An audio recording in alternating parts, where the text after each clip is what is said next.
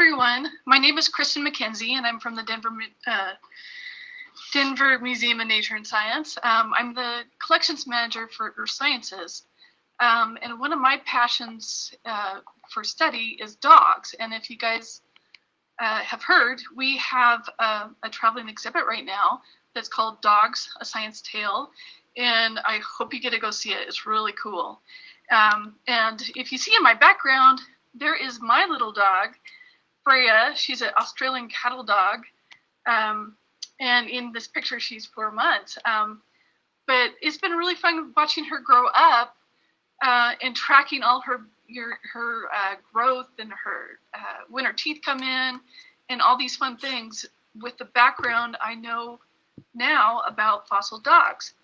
And so I'm going to unshare my screen. Let's see. Oh no, I got to figure out how to.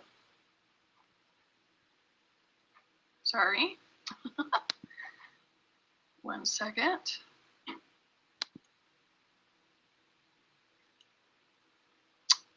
Didn't do that quite well. Okay.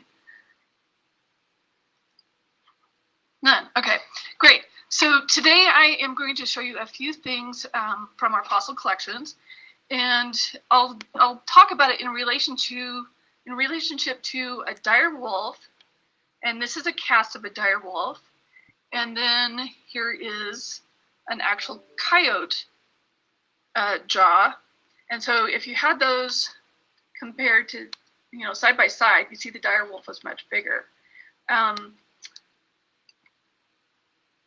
But what I want to show you today are things that are much smaller. So as we look at a dog, what makes a dog, or a carnivore, and we're looking at this tooth here. This is called a carnassial, and if you look at the upper section, or the upper maxilla, this giant tooth here, right there, is also a carnassial. And so carnivores have evolved these two giant teeth so that they can be shearing teeth, so they can do things like eat meat, and they do it very well. And cats do it well also, but dogs happen to be what we're talking about today. And the other thing carnivores do is they cover that middle ear. So this is called an auditory bulla, and they have this bony covering that protects that middle ear. But for a scientist looking at fossil dogs, mainly we're looking at this tooth pattern, like how many incisors does it have? It has 1 canine. How many premolars does it have? And then how many molars does it have? So those patterns tell us what kind of dog we have. And dogs in the evolutionary record go back almost 40 million years. And I'm going to show you, let's see here. We're going to do share screen. Let's see. Not very smooth at this. Okay. Share screen 1, share. Okay, so if you guys can see this map, this is a really cool tool called MyoMap, Berkeley Mapper. And I'm zoomed out, and you can see that these are all the dog findings from across North America. And all I did was search for Canidae, which is the family of dogs. And if I zoom in, you can see there's just thousands of them all across the US. And the reason why I'm showing you this is that dogs evolved here in North America first, and then they travel elsewhere in the world. There's two kind of major transitions. One about 5 million years ago, where they go across the Beringia land bridge, and then they populate Eurasia. And then about 3 million years ago, they move south into South America and start populating that area. And then the dire wolf I showed you, dire wolves are actually the product of when dogs came back across the Eurasian. Ooh, just went dark in here. Okay. When dogs came back in the form of gray wolves, and gray wolves are the ancestor of a dire wolf, actually. So let's see. Okay, so stuff from the fossil record. Let's see if I can unshare this. And Ah, okay.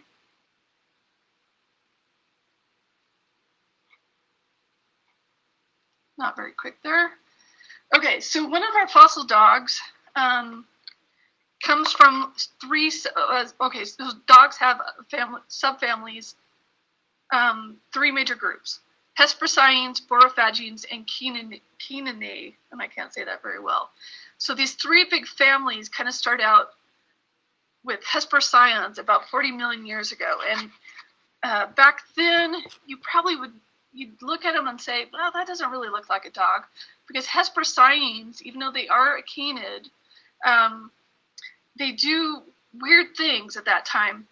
They look like weasels maybe, or they look like bears maybe, but they just kind of have all these different body forms. So here is actually a little Hesperocine from that early dog family from our collections. And this one is from up in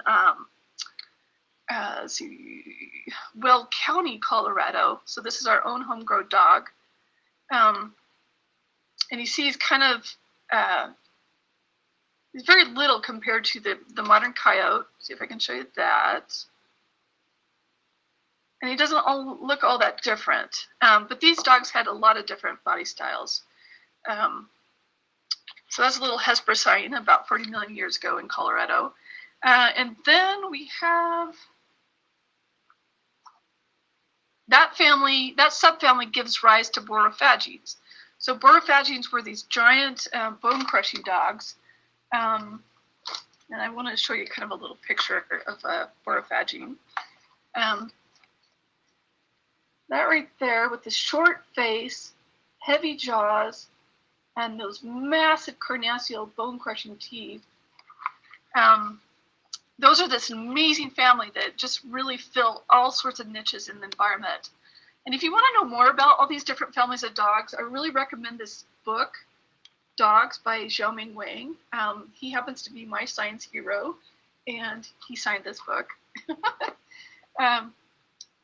But he really, this book is a really readable book if you want to get an overview of all the different families, the lineages that lead up to modern dogs. It's very readable. Okay, so Borophagenes. Borophagenes they show up about 32 million years ago and all the way up until about 2 million years ago. And this is just the front snout of one of these giant dogs. And this is actually one of our holotypes that actually Xiaoming Wang came here and studied at the museum. And this is amazing. And it's from over by Ray, Colorado. And you can see if I turn it by the side, you see this giant tooth. And I want to show you one of the jaws here in a moment. But if I had the rest of the head, it would be this giant domed head, very raised head, as opposed to this flat head of the coyote. And so these things were evolved for bone crushing. And let me show you a jaw.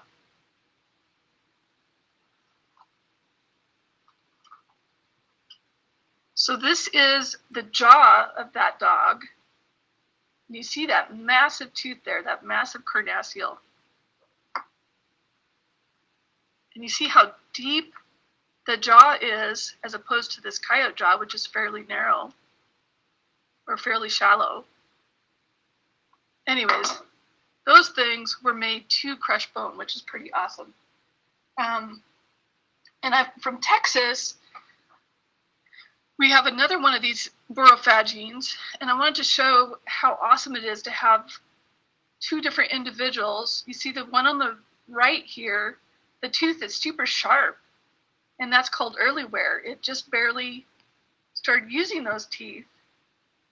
And then when you look at this individual, you see those teeth are very worn down, and that's called late wear. And so this is a very old individual compared to this one right here, whose teeth are nice and sharp still. So Borophagenes, so in review kind of really fast, Hesperocines are the first dog family, subfamily. Then you have the Borophagenes, and they just radiate into all these different body types, and they are hypercarnivorous. They are fruit eaters. So they go from eating tons of meat to some dogs don't eat meat at all, really. And every body type you can think in between. Okay, and so I guess I need to wrap up here, but we get back to the dire wolf, and actually we just recently had a paper published that showed that for somebody that found a carnassial tooth of a dire wolf down in Villa Grove, Colorado. So we know they were here in Colorado. But anyways, there's a whole range of dogs. And that's all I have for you today, I guess, on some of our fossil dogs. But it's pretty awesome. Dogs are homegrown, then they move elsewhere, then they come back. So, yeah, that's about it, Memory. Yeah. Yes, thank you so much, Kristen. Here I am popping in. Hi, everybody. My name is Memory, and I work in the marketing department at the museum. And I am just going to pop in and read off your questions to Kristen. What do you want to ask about these dog fossils? I think my most favorite fossil, Kristen, was the wolf, the dire wolf fossil. That the dire wolf, huge. Yeah.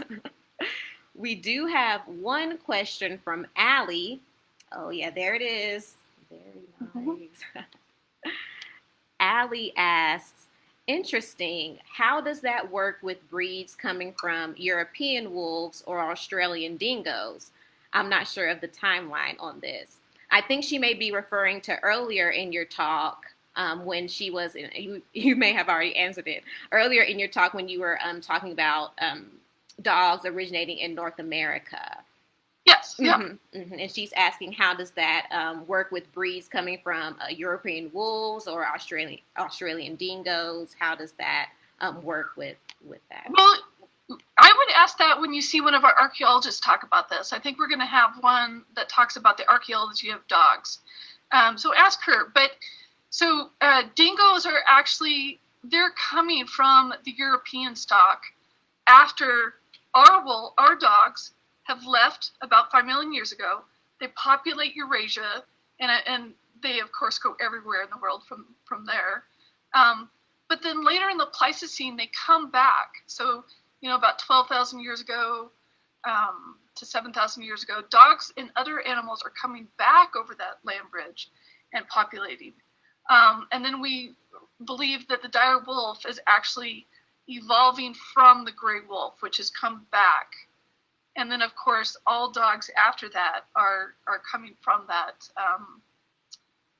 original gray wolf that's come back or stayed in Eurasia. Gotcha.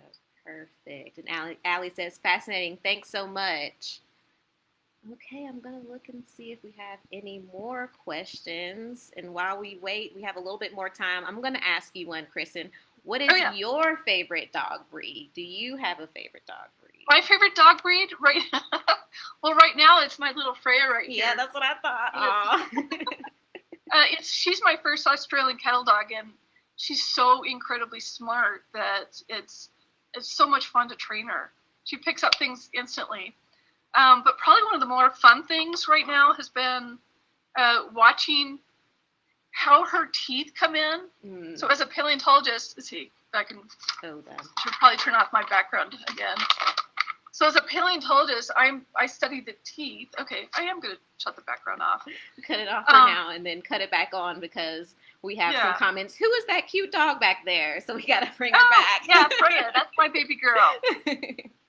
She's awesome. Okay, I will turn that off. Okay, so back to this dog skeleton. It's been so fascinating to watch how Freya's teeth come in. She lost her incisors first, but when they came back in, let's see, I'm going to show the jaw because that's what I was able to see first. So when her teeth came back in, her adult teeth, the 4 middle incisors came in first, then the canines came in, then the 3rd incisor, and then the giant carnassials started coming in. So it was just fascinating to watch the progression of teeth come back in. Oh, Melissa says, "Yay, cattle dogs! They're so cute, and your dog is so cute." I wonder if that's my boss. She just got a It is. Too. It is. Yes. Hi, Melissa. Yay. But yeah, so we can go maybe a few more minutes. I'm not seeing any more questions right now. But is there anything else you wanted to leave us with, Kristen, as we kind of wrap this up? Oh, they're just so fascinating. No, I don't. Well, gosh, I'm sure there should be, but yeah, just the dogs in the past had so many different body styles. There's of all the dogs that have ever lived. I think there's I think I wrote it down. There's over 241 species that have ever lived, and I think we only have like 35 maybe right now. Okay. So in the past, dogs have been just all over the place in terms of body styles, filling niches. Awesome. And of course, come and see Dogs: A Science Tale at the museum. Please. Open now, all about dogs and why humans and dogs are best friends. All right, guys. Yeah, we're going to get on out of here, and we will be back next week. Thank you so much, Kristen. Thank you. Okay. All. Thanks.